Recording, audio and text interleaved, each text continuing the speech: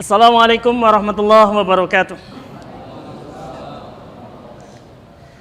Alhamdulillahi rabbil alamin alladzi arsala rasulahu bil huda wa dinil haqq liyudhhirahu ala dini kullih wa kafa billahi syahida. Asyhadu an la ilaha illallah wahdahu la syarika lah wa asyhadu anna Muhammadan abduhu wa rasuluh. Tsumma amma ba'du. Hadirin jamaah yang dirahmati oleh Allah Subhanahu wa taala, alhamdulillah pada kesempatan penuh barokah kali ini kita dipertemukan oleh Allah Subhanahu wa taala dalam kesempatan dan tempat yang mulia ini. Insyaallah pada kesempatan singkat kali ini kita akan kembali mengutip ataupun juga menceritakan peri kehidupan Nabi Muhammad SAW di dalam sirah nabawiyah, biografi kehidupan Nabi Muhammad SAW. Hadirin rahimakumullah, sampai sekarang ahli-ahli sejarah ataupun juga orang yang membaca sejarah Nabi masih sangat terkagum-kagum dengan kesuksesan Nabi Muhammad SAW. Bagaimana tidak kagum kalau sejarah itu tercatat bahwa Rasulullah SAW berhasil memimpin umat, mengeluarkan umat dari berbagai macam kehinaan menuju kemuliaan-kemuliaan di dalam Islam. Dari sebuah kaum yang mereka berbuat syirik, lantas kemudian dibebaskan, mereka bertauhid kepada Allah Subhanahu wa taala dalam waktu yang sangat-sangat sebentar, 23 tahun. Nah, prestasi ini, kegemilangan ini banyak tidak diketahui oleh orang bahwa di dalam waktu 23 tahun perjalanan dakwah itu sebenarnya Rasulullah SAW juga mengalami turun naik atau mengalami pasang surut di dalam perjuangan. Kita tahu hasil atau resultan akhirnya Rasulullah SAW menang, Mekah ditaklukkan, ya. Bahkan seluruh jazirah Arab dibebaskan dari penyembahan terhadap berhala-berhala. Kemudian juga bahkan kaum muslimin sudah bisa berhadapan langsung menaklukkan wilayah-wilayah yang berbatasan dengan wilayah Imperium Romawi, ya. Tetapi sebelum mencapai itu semua, tentu tadi kita katakan ada timbul tenggelam, ada pasang surut di dalam perjuangan. Tidak langsung menang terus, ya, sejak diberikan wahyu oleh Allah lantas terus menang, terus jaya. Tidak, ya. Ada pasang surut. Ada kadang berada pada titik yang memang kita tahu itu adalah sebuah kemenangan yang nyata, ya. Ada di satu titik di mana ketika itu mengalami stagnanisasi, ya, jalan di tempat bahkan turun, ya.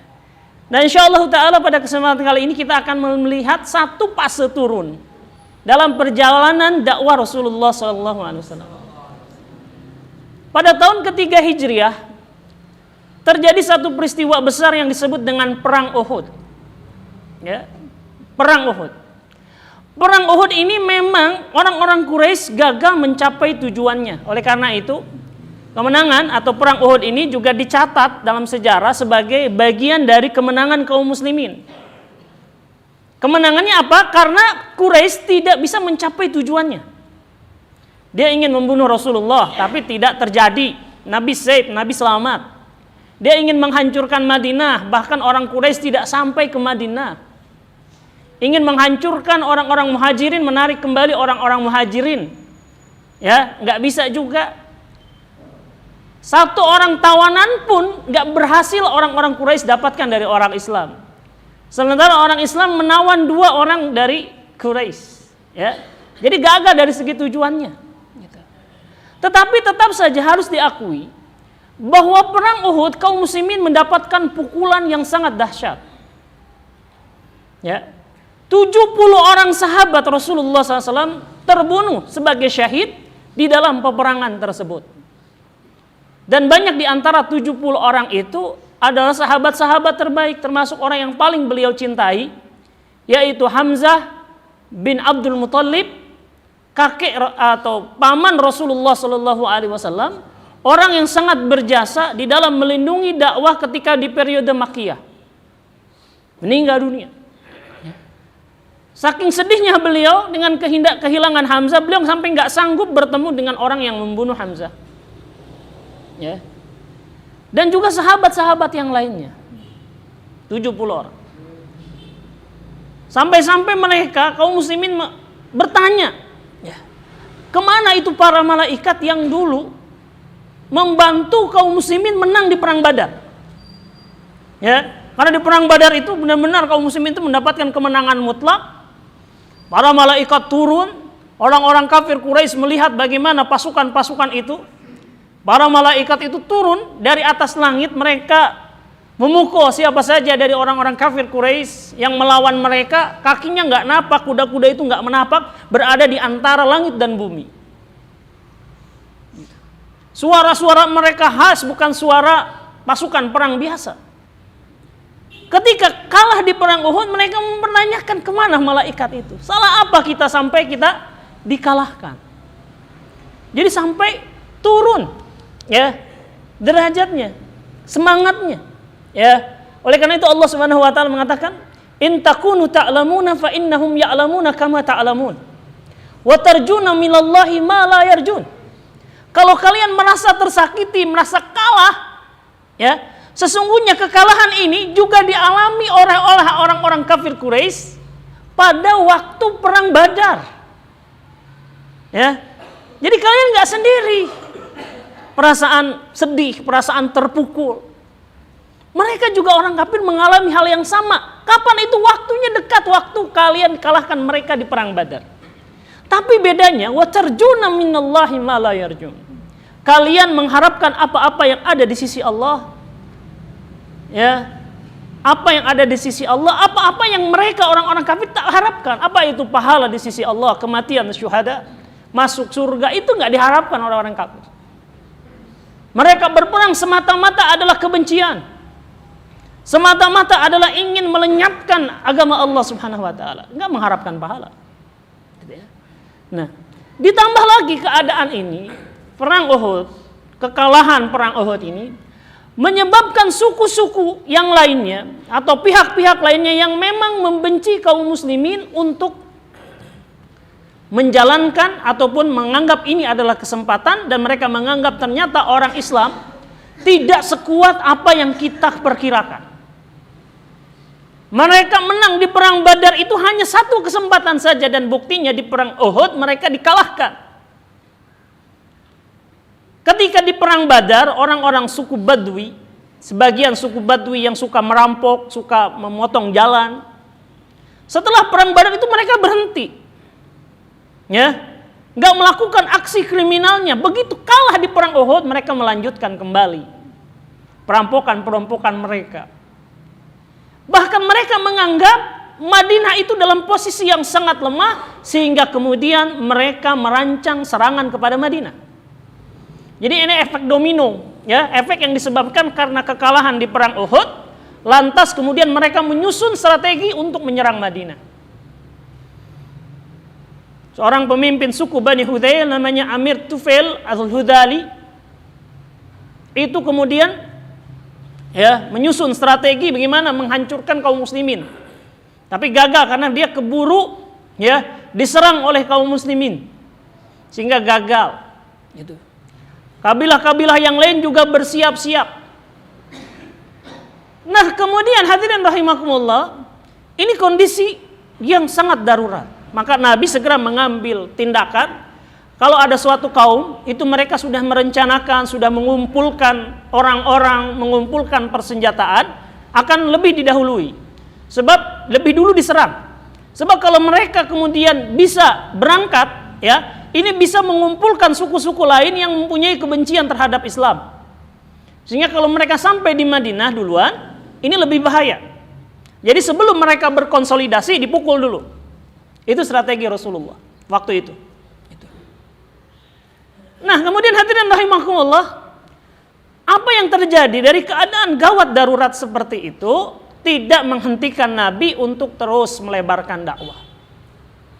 Jadi ada salah satu kunci kemenangan Rasulullah SAW 23 tahun beliau berdakwah sampai mendapatkan kejayaan seperti itu. Salah satunya adalah keaktifan beliau, ya, energi yang sangat luar biasa yang dimiliki oleh beliau dengan para sahabatnya. Sehingga 23 tahun itu kegiatan itu nggak pernah berhenti, nggak pernah stop. Rasulullah SAW ketika diperintahkan oleh Allah, ya ayyuhal mudaththir qum fa'anzir, itu nggak pernah berhenti, nggak pernah stop, nggak pernah cuti. Ya, terus menerus. Begitupun juga ketika banyak ancaman, tidak menghentikan dakwah Rasulullah. Bahkan beliau menganggap baliknya Quraisy dari perang Uhud tidak jadi menyerang Madinah. Ini adalah kesempatan untuk memperluas dakwah. Maka begitu ada satu kesempatan, beliau segera utus para dai sebarkan dakwah. Ada suatu kabilah namanya Bani Hudzail. Bani Hudzail ini adalah satu kabilah yang tadi sama pemimpinnya, ya, bukan Tufail namanya ya, berarti namanya Malik bin Auf. Ya, Malik bin Auf ini pemimpinnya merencanakan pembunuhan atau merencanakan penyerangan terhadap kaum muslimin di Madinah. Lantas kemudian dihentikan dulu, ya, diserang lebih dulu orangnya, lantas kaumnya nggak jadi menyerang Madinah. Ya. Tapi orang-orangnya, yaitu suku Bani Hudzail atau Hudzail, ini nggak berhenti untuk memikirkan gimana menimpakan bahaya kepada kaum muslimin. Maka mereka bersekutu dengan suatu kaum namanya Banu Adl wal Al-Qarra. Banu Adl wal Qarra, bagaimana menjebak dan merugikan kaum muslimin. Bani Adl wal Qarra itu meminta kepada Rasulullah SAW agar dikirimkan kepada mereka, kaum mereka, suku mereka, orang-orang yang bisa mengajarkan mereka membaca Al-Quran, mempelajari Islam. Dan ini Nabi melihat ini sebuah kesempatan. Ya. Maka dikirimlah 10 orang sahabat di bawah pimpinan seorang sahabat namanya Asim bin Sabit radhiyallahu anhu. Asim bin Sabit radhiyallahu anhu. Berangkat mereka. Ternyata ini hanya semata-mata jebakan. Begitu mereka sampai beristirahat di suatu tempat yang disebut dengan Raji, mereka lantas dikepung oleh 100 orang Bani Adl wal Qarra yang sudah bersekutu dengan Bani Hudzail. Maka mereka segera dikepung, tidak seimbang antara 10 dengan 100 orang. 10 orang ini hanya bawa pedang pendek, pedang yang biasa mereka gunakan untuk menempuh sebuah perjalanan, bukan pedang untuk berperang, lain lagi jenisnya. Tapi mereka, kaum Adl wal Qarra ini menggunakan senjata-senjata berat. Tombak-tombak, pedang-pedang panjang, serta anak-anak panah. Ya, sehingga terjadi pertempuran yang tidak seimbang. Akhirnya kita tahu 10 orang itu meregang nyawa.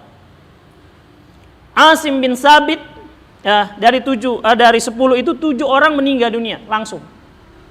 Ya, sementara 3 orang sempat, ya, setelah dikepung mengatakan, kami tidak akan berbuat apa-apa. Kalian cukup menyerah, kalian akan kami bebaskan.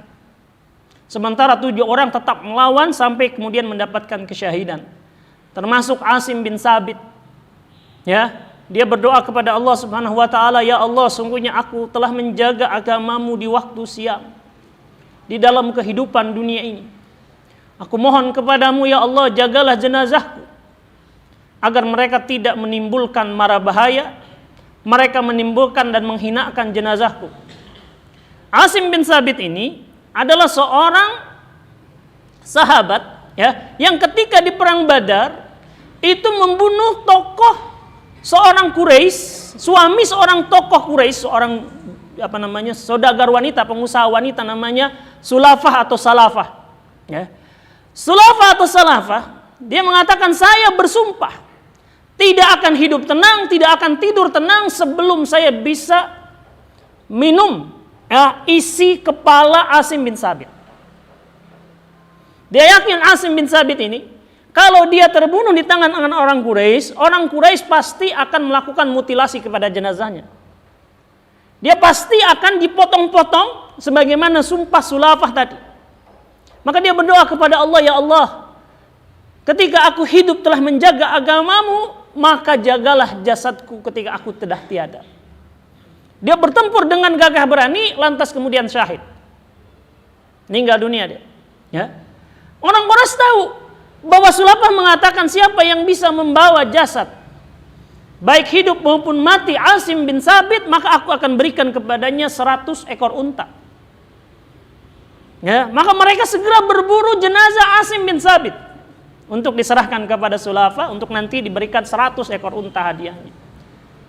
Tapi qadarullah, ketika mereka mau mengangkat jenazah Asim bin Sabit, tiba-tiba entah dari mana datangnya muncul sekawanan tawon atau lebah yang meliputi jenazah Asim bin Sabit. Sehingga mereka ketakutan. Sebagian mereka mengatakan kita tunggu dulu sampai waktu malam tiba. Mungkin nanti di waktu pagi hari lebah-lebah itu sudah tidak ada. Lalu kita ambil jenazah. Ya. Lantas mereka menunggu sampai pagi hari, mereka datangi tempat yang sama di pagi harinya, ternyata jenazah itu sudah tidak ada. Kemana? Allahu alam. Sebagian riwayat mengatakan bahwa jenazahnya memang tidak ada, hilang, diselamatkan oleh Allah Subhanahu wa taala. Sebagian lain mengatakan sahabat-sahabat Asim bin Sabit ya melihat kejadian itu, lantas mereka di malam harinya itu kemudian membawa Asim bin Sabit ya dan menguburkannya dengan layak. Tapi doanya terkabul oleh Allah. Gitu. Ya, dikabulkan oleh Allah Subhanahu wa taala, dijaga sehingga tidak bisa dimutilasi atau orang-orang Quraisy tidak bisa melampiaskan dendamnya dengan memotong kepala ataupun batok kepala dari Asim bin Sabit sebagaimana yang mereka cita-citakan. Ya. Sementara kita tahu ya, dua orang yang tertawan yaitu namanya Zaid bin Ad-Dasina dan Hubayb bin Adi ditawan. Hubayb bin Adi itu kemudian ditawan oleh orang-orang Bani Haris. Ya. Dibawa ke pasar, setiap orang bisa menganiayanya, lantas kemudian dia dimasukkan ke dalam penjara sampai menunggu waktu eksekusinya. Hubayb bin Adi diincar dikarenakan dia adalah termasuk orang yang diduga terlibat membunuh Umayyah bin Khalaf. Ya, ketika terjadi di perang Badar, maka keluarga dari Umayyah bin Khalaf diantaranya Sofwan bin Umayyah membelinya karena dia sudah jadi tawanan dan jadi budak waktu itu, untuk dibunuh.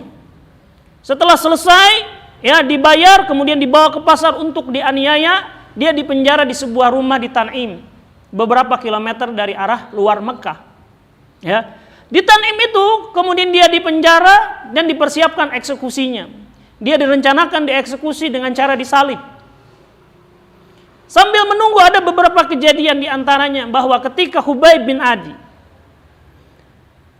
sedang bercukur, dia minta pisau cukur untuk ketika menghadap Allah Subhanahu wa taala dalam keadaan bersih. Ya.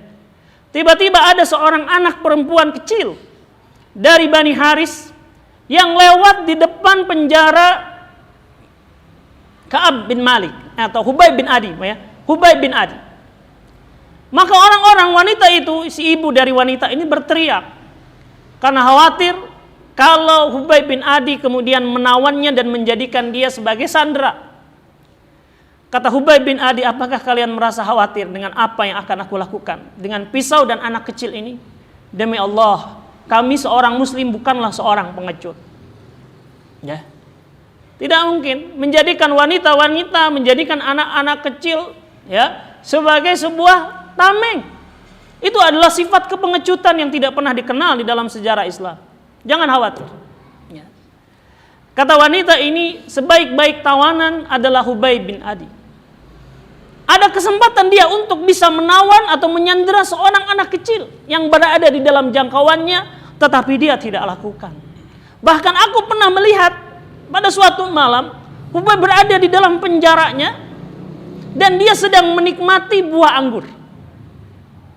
Padahal nggak ada satu butir pun buah anggur di Mekah saat itu. Rupanya dia diberi makan oleh Allah ya, langsung oleh Allah Subhanahu wa taala dengan buah anggur. Ya, luar biasa. Sama, sahabat Zaid bin Ad-Dasina juga sama. Dia ditawan ya, oleh seorang yang memang dia juga memiliki dendam kepada kaum muslimin di perang Badar dan dia kemudian ditawan. Ya. Dua-duanya ini diberikan, dipertanyakan ya dari Bani Haris. Ya, Zaid yang katakan, "Ya Zaid, ya Khubayb, maukah aku berikan kepadamu satu tawaran?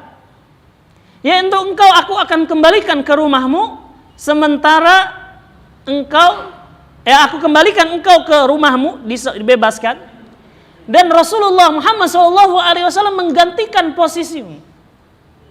Tukar aja lah, ya engkau balik ya, nanti aku akan panggil Muhammad SAW, kalau dia mau ya, dia akan menggantikan posisimu. Bagaimana menurutmu?" Ya.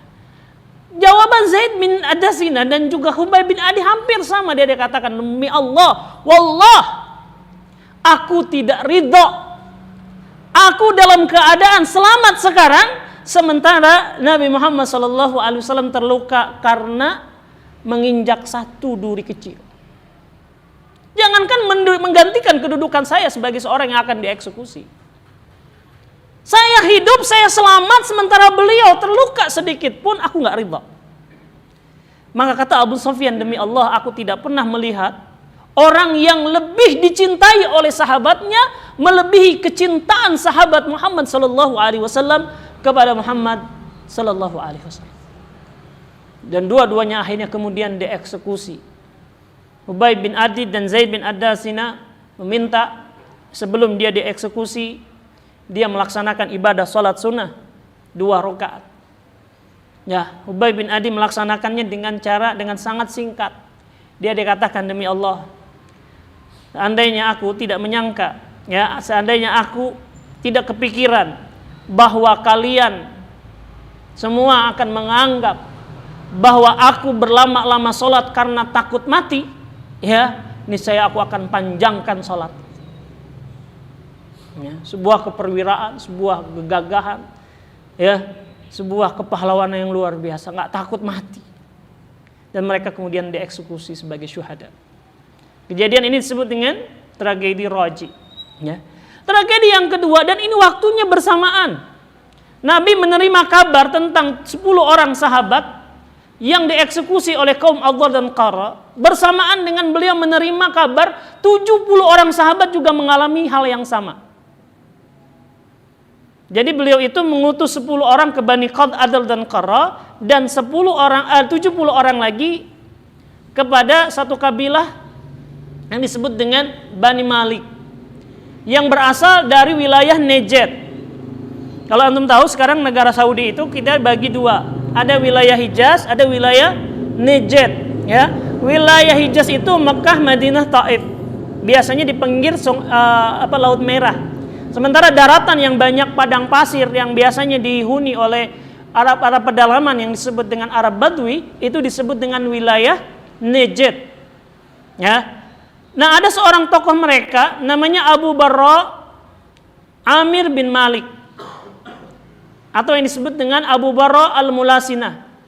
Datang ke Madinah pengen tahu tentang Islam. Dia adalah tokoh senior. Jadi Najd itu wilayah yang sangat luas, penduduknya jauh lebih banyak daripada Mekah, Madinah, dan Taif. Dia ingin tahu tentang Islam. Nabi ini menghormati banget ini, ya, Abu Barra ini. Dia ingin belajar Islam, ingin dekat di Madinah. Maka Nabi mempersilahkan dia. Dia tanya tentang Islam. Ya, dia kasih hadiah kepada Rasulullah SAW. Lalu mengatakan, "Terima kasih, kami tidak menerima hadiah dari orang musyrik." Ya. Dia bertanya tentang Islam, lantas kemudian oleh Nabi diajak masuk Islam. Tapi katakan, "Saya mau pikir-pikir dulu." Nggak masalah. Ya. Kata Abu Barra, "Sebenarnya Islam itu menarik, bagus. Mungkin kalau engkau berdakwah kepada kaum saya, engkau bisa diterima. Utuslah sahabat-sahabatmu untuk berdakwah ke negeri saya. Saya akan jamin keamanannya." Karena Nabi pernah menanyakan, kalau saya kirimkan orang, gimana nanti keamanan mereka? Dijawab, "Jangan khawatir, saya tokoh senior. Kalau kalian saya jamin keamanannya, maka bukan hanya suku saya, semua suku di Najd akan melindungi orang-orang." Memang benar, ini orang yang sangat dihormati. Kata Nabi, "Baik." Dikirimkan 70 orang. Siapa mereka? 70 orang ini adalah yang disebut dengan Ahlus Suffah. Siapa Ahlus Suffah? Mereka adalah banyak dari kalangan muhajirin yang 100% kehidupan mereka khidmat lil Islam, melayani kaum muslimin. Mereka di pagi hari itu mengerjakan proyek-proyek umat, dakwah, ngajarin Quran, itu ya, kerja bakti, pokoknya untuk umat. Malam hari mereka sibukkan menghafal Al-Quran, belajar, sholat malam, ya, dan juga mengerjakan amal-amal sosial bahkan waktu malam. Mereka terbiasa kalau malam itu mengisi bak-bak air penduduk Madinah, ya, untuk mereka bisa bersuci, ya, bisa dapat air di pagi harinya. Orang-orang yang sangat mulia, ya, dikirimkan oleh Rasulullah SAW 70 orang dan termasuk 10 orang, jadi total 80 orang. Dan ketika itu jumlah 70-80 orang itu banyak. Di perang Uhud, kaum muslimin memberangkatkan 700 pasukan. Dan 10% di antara mereka adalah ahlu suffah, 70 orang yang meninggal itu di dalam peristiwa yang sangat mengenaskan ini. Ya. Nah, kembali lagi. Dikirimkan. Ini apa? Semata-mata karena rogbah Nabi, semangat Nabi. Ini penduduk Najd jauh lebih banyak daripada Taif, Mekah dan Madinah. Peluang besar. Ya? Dan Nabi sama sekali tidak tahu kalau mereka itu akan dijebak. Karena Nabi tidak mengetahui hal yang gaib, apa yang akan terjadi di masa yang akan datang. Berangkat mereka di sana. Seorang tokoh mereka, namanya, tokoh dari 70 orang ini, namanya Haram bin Milhan. Dia dipilih oleh perwakilan, dia adalah perwakilan dari 70 orang yang datang ke Najd untuk melobi seorang tokoh Najd namanya Amir bin Tufail. Tadi namanya Amir bin Malik, ya, mirip namanya. Amir bin Tufail ini, ya, adalah tokoh yang memang dulu pernah datang juga ke Madinah. Dia pernah nawar sama Nabi, ya Rasulullah, saya mau masuk Islam, bahkan kaum saya siap masuk Islam. Tapi dengan syarat kita bagi kekuasaan. Engkau berkuasa di Madinah, saya berkuasa di tempat saya. Atau setelah engkau meninggal nanti, serahkan kepemimpinan kepada saya. Saya baru mau masuk Islam. Kata Nabi, apa hajat saya dengan kekuasaan? Karena sungguhnya kekuasaan adalah milik Allah, diberikan kepada siapa yang dikehendaki dan akan dicabut dari siapa yang dikehendaki. Saya nggak bisa terima tawaranmu. Ya. Akhirnya dia dendam, ya, dan tetap memicu dan mencari kesempatan bagaimana dia bisa menikam orang Islam. Ya, dan hadirin rahimakumullah, benar bahwa Abu Barro Amir bin Malik itu memang sudah menjamin keamanan, dan mayoritas orang-orang Najd ketika itu melindungi 70 orang sahabat ini. Kecuali Amir bin Tufail ini, ya, dia kemudian mengabaikan perlindungan dari Abu Barro Amir bin Malik. Ya, itu sih orang tua, biarkan, saya punya maksud sendiri. Benar saja ketika Haram bin Milhan, ya, itu menyerahkan surat meminta izin kulonwun, ya, permisi untuk berdakwah ke tengah-tengah penduduk Najd itu, tiba-tiba dia ditikam dengan tombak dari belakang. Amir bin Tufail memberikan isyarat dengan wajah, dengan matanya kepada seorang di antara mereka untuk menyerang Haram bin Milhan. Tiba-tiba dilakukanlah serangan dengan tombak itu dan dari belakang karena kepengecutan mereka. Tombak yang panjang itu lantas menghujam dari belakang, dari punggungnya tembus sampai ke dadanya. Apa reaksinya? Apa yang dijawab oleh Haram bin Milhan? Dia berteriak, Allahu Akbar, fuztu wa rabbil Ka'bah, fuztu wa rabbil Ka'bah, demi Allah saya sudah beruntung, demi Allah Robnya Ka'bah. Orang-orang kaget, kok ada orang yang ditikam dari belakang, dibunuh, tapi dia malah bertakbir dan mengatakan kemenangannya. Dia tidak tahu yang namanya Haram bin Milhan dan para sahabat. Ketika mereka di dalam tugas, mereka menganggap bahwa tugas ini adalah bagian dari perjuangan. Dan resikonya adalah mereka akan terkena musibah, mereka akan diserang, dan mereka akan mendapatkan kesyahidan. Dan itulah yang mereka cita-citakan. Ketika itu berhasil terjadi, maka dia akan menganggap bahwa ini adalah sebuah kesuksesan. Orang yang menusuknya itu bahkan sampai masuk Islam. Sebabnya adalah saya tidak menyangka orang yang saya tusuk itu lantas kemudian mengucapkan saya menang. Saya tanya kepada orang itu, kenapa orang itu mengatakan saya menang padahal saya yang mengalahkan dia? Ya, dijawab ya, karena orang Islam mendapatkan kemenangan itu lewat dua jalan. Dimenangkan Allah dengan kemenangan, atau mereka mati syahid, itu pun kemenangan buat mereka. Meninggallah Haram bin Milhan ini sebagai syuhada. Tapi kekejaman dan kepengecutan dari Amir bin Tufail ini nggak berhenti di sini. Ya. Dia kerahkan orang-orang untuk menyerang sisa orang itu yang ada 69 orang. Sahabat Rasulullah. Kebanyakan mereka menolak. Ya, kecuali 3 suku di Najd, yaitu Usayyan, Re'al, dan Zakwan. Mereka ini lantas kemudian mengepung para sahabat. Semua sahabat yang ada di situ semuanya meninggal dunia. Kecuali 3 orang yang nggak ada bersama mereka. Jadi kan tadi 71 orang Haram bin Milhan, ada 69. 3 orang diantaranya sedang tugas. Ya, satu riwayat mengatakan mereka sedang cari air, riwayat yang lain mengatakan mereka sedang menggembalakan hewan-hewan ternak yang mereka bawa. Ya, karena di camp misalkan rumputnya nggak ada, akhirnya dibawa kuda-kuda ataupun unta mereka ke tempat yang lebih subur rumputnya. Ya, 66 orang ini kemudian mereka dikepung oleh ratusan orang. Dan tentu saja tidak seimbang. Ya, para sahabat berusaha untuk melawan tapi tak berdaya, akhirnya 67 orang meninggal di tempat. Tinggal 3 orang. Ya. 3 orang ini mereka baru sadar kejadian yang menimpa teman-teman mereka ketika melihat kawanan burung. Semacam burung elang yang memangkai bangkai. Ya, namanya di Arab itu namanya burung nasar. Ya. Berkeliling-keliling dan mereka tahu ini ada sesuatu ini. Ya, ini pasti sahabat-sahabat kita sedang terancam atau mereka sudah dibunuh. Maka sebagian di antara mereka kemudian bagaimana sikap kita? Kata seorang sahabat yang selamat ini namanya Amr bin Umayyah Ad-Dhamari.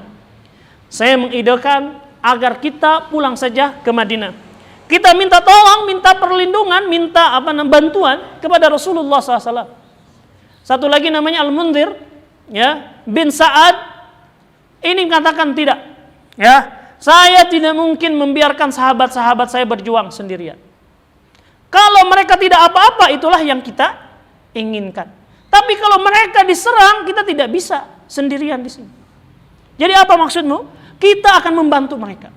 Akhirnya 3 orang ini pun berangkat menuju situ dan memang sudah dikepung juga oleh pasukan dari Amir bin Tufail. Ya, sehingga mereka tidak berdaya. Al-Mundhir kemudian syahid, tinggal Amr bin Umayyah Ad-Dhamari. Ya. Amr bin Umayyah kemudian ditangkap, tidak dibunuh setelah dia mengaku sebagai bagian dari kabilah Bani Mudhar. Kata Amir bin Tufail, saya nggak akan membunuh orang Bani Mudhar. Kembalilah engkau ke Madinah. Ya.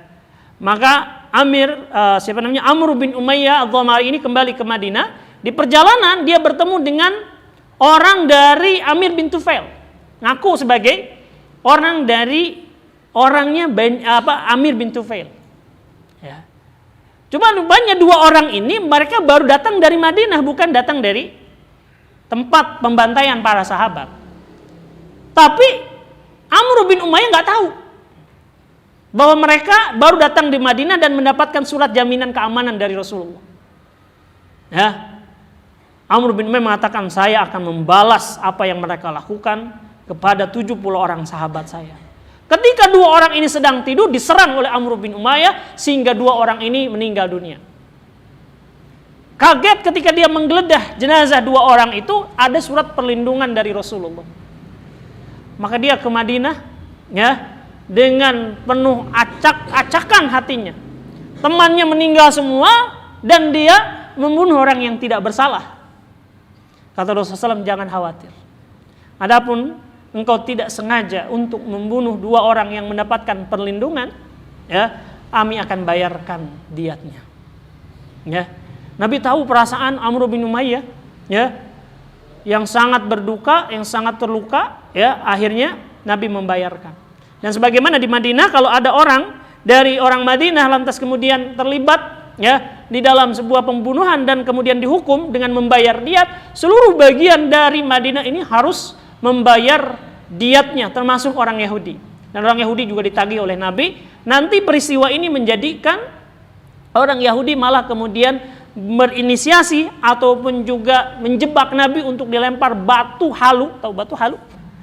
Itu namanya batu tumbuk yang dari atas, ya. Jadi perang Uhud itu memicu orang-orang suku-suku kabilah Arab, ya, yang di luar Mekah Madinah untuk menyerang, juga membangkitkan sifat asli orang Yahudi yang membenci Islam. Tuh, mereka juga lemah ternyata bisa dikalahkan. Sehingga mereka kemudian juga menyerang dari dalam di kota Madinah. Gitu ya. Nah, hadirin rahimakumullah, peristiwa ini sangat menyedihkan hati Rasulullah. Sampai beliau berdoa selama 1 bulan penuh melaknat orang-orang yang terlibat di dalam pembunuhan 80 orang ahlu suffah, ahlul qura, para pembaca Al-Quran, para pengajar Al-Quran. Ya. Beliau berdoa, ya Allah laknatlah Amir bin Tufail, ya Allah laknatlah Ra'il, ya Allah laknatlah Zakwan dan yang lain-lainnya. Selama 1 bulan penuh. Ya. Dan benar, ya, doa ini diijabah oleh Allah Subhanahu wa taala. Amir bin Tufail itu mati dalam keadaan hina. Dia menderita satu penyakit yang menyebabkan dia diusir oleh kaumnya. Ya, dan dia mati dalam keadaan mengenaskan seorang diri di gurun pasir.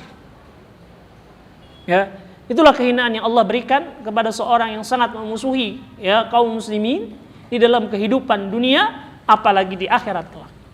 Ya. Hadirin rahimakumullah, itulah kisah, ya, bagaimana bahwa dakwah mengalami fase turun dan naik, pasang surut, ya, yang ada hasilnya ditentukan di akhir. Ya, maka di dalam kehidupan kita sehari-hari, dalam kehidupan pribadi kita juga akan mengalami yang namanya fase naik turun, ya. Tapi yang menentukan keberhasilannya keistiqomahan kita. Al-amalu bil khawatim. Innal amala bil khawatim, yang sesungguhnya amal itu ditentukan di akhirnya. Ya, kita memang sedang lemah misalkan untuk melaksanakan sholat berjamaah aja kadang lemah sekali, mending di rumah sajalah, ada hujan rintik-rintik. Habis kegiatan dakwah badan pegel-pegel, di rumah sajalah. Ya, ada waktu itu. Tapi ketika kita istiqomah memaksakan diri kita untuk mentaati Allah di akhir kehidupan kita, insya Allah, ya, husnul khatimah. Ya, begitu juga dalam dakwah akan terus mengalami fase turun naik, ya, dan yang menentukan adalah di fase-fase akhirnya keistiqomahan jamaah itu di atas kebenaran, ya. Dan ini juga mengajarkan kepada kita semangat tadhiyah. Para sahabat 80 orang itu di antara mereka meyakini ini pekerjaan tugas yang sangat beresiko, mendatangi suatu kaum yang sangat jauh ratusan kilometer. Ya, banyak di antara mereka juga memendam dendam kebencian kepada kaum muslimin dan mereka siap untuk itu. Ya, mereka siap berkorban untuk itu. Sehingga ketika mereka diserang, mereka anggap ini adalah memang resiko tugas dan mudah-mudahan mereka mendapatkan kemenangan. Baik kemenangan sebagai sukses misinya atau sebagai syuhada. Allahu a'lam bishawab. Sallallahu ala nabiyina Muhammadin wa ala alihi wa sahbihi wasallam. Subhanaka Allahumma bihamdika asyhadu an la ilaha illa anta astaghfiruka wa atubu ilaik. Assalamualaikum warahmatullahi wabarakatuh.